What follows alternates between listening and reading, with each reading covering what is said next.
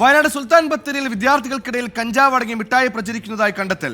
College വിദ്യാർത്ഥികളെ കേന്ദ്രീകരിച്ച് നടത്തിയ അന്വേഷണത്തിൽ 2 കേസുകളാണ് രജിസ്റ്റർ ചെയ്തത്.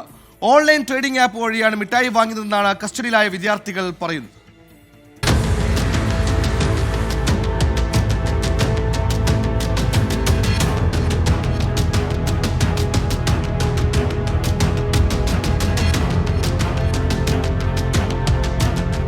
കഞ്ചാവടങ്ങിയ മിഠായി പ്രചരിക്കുന്നതായി പോലീസിന് സൂചനകളുണ്ടായിരുന്നു. തുടർന്ന് കോളേജുകൾ കേന്ദ്രീകരിച്ച് അന്വേഷണം നടത്തി ബത്തേരി പോലീസ്. വിദ്യാർത്ഥികൾ കൂടി നിൽക്കുന്നത് കണ്ടപ്പോൾ സംശയം തോന്നിയതോടെ പോലീസ് ഇവരെ പരിശോധിച്ചു. ഇവരിൽ നിന്നാണ് കഞ്ചാവടങ്ങിയ മിഠായി പിടിച്ചെടുത്തത്. ഇതാര് നൽകിയെന്ന ചോദ്യത്തിന് മറ്റൊരു വിദ്യാർത്ഥിയിലേക്കാണ് അന്വേഷണം എത്തിയത്. ഓൺലൈൻ ട്രേഡിംഗ് ആപ്പ് വഴിയാണ് ഇത് ലഭിച്ചതെന്ന് വിദ്യാർത്ഥി പോലീസിന് മൊഴി നൽകി. 2 കേസുകളാണ് പോലീസ് രജിസ്റ്റർ ചെയ്തത്. ഇത്തരം മിഠായികൾ അപകടകരമാണെന്നും രക്ഷിതാക്കളും അധ്യാപകരും ജാഗ്രത പാലിക്കണമെന്നും പോലീസ് നിർദ്ദേശം നൽകി. 24 വയനാട്.